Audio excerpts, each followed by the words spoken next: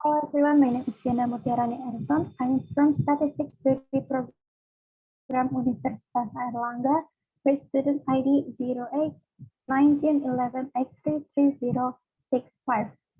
In this session, I would like to talk about offline and online learning system, which is better. First, when we talk about education, what comes first to our mind? School, or classroom, or library, or others. But nowadays, education is identical to Zoom meeting or other online conference platforms, internet, and the others. So, what causes of replacement? We know that it's been 2 years since March 2020 the coronavirus has started to enter Indonesia. As we know, the COVID-19 pandemic has affected all aspects of life. Various government efforts have been made to minimize all possible bad effects due to COVID-19. Almost everyone in the world must feel a very heavy impact, including in terms of education. The Indonesian government has established several policies regarding education, namely changing the way of teaching from offline learning to online learning. Based on the result of a survey on evaluation of distance learning conducted by the Directorate General of Higher Education of the Ministry of Education and Culture, 90% of students prefer offline or face-to-face lectures in class compared to online lectures. This is because students are ready to carry out lectures boldly, one of the most common being network problems. Nevertheless, the government's efforts to change the learning system that are both are considered very good in breaking the chain of the spread of COVID-19. Although online and offline learning have their advantages and disadvantages, they differ in several ways, such as instructional materials and flexibility. First, instructional materials are the main difference between online learning and offline learning. Learning through digital requires students who have basic knowledge of technology to use Zoom or join online classes, PowerPoint, or perform assignments on digital or the internet. So, students must know the steps that include symbols, photos, and illustration to support online learning. This is one difference between online learning and offline learning in terms of instructional materials. On the other hand, offline learning presents students with some experiences that are being carried out online learning. First, students can learn at school and it's easy for teachers to observe students following the content of the lesson. Offline classes provide a creating environment that combines the theoretical and practical aspects of learning, unlike online classes. It contributes the, to the overall cognitive and skill development of the students. Practical learning allows students to learn and quickly adapt to daily challenges and scenarios and allows students to gain a better understanding of the lesson.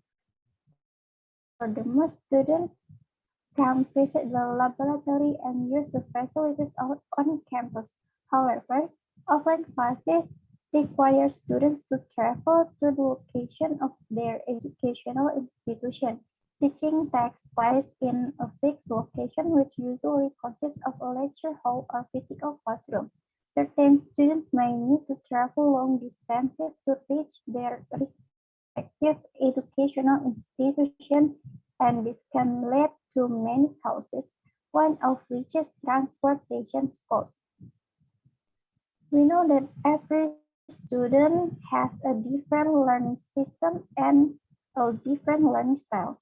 Some students are visual learners, while some students prefer to learn through audio or kinetic.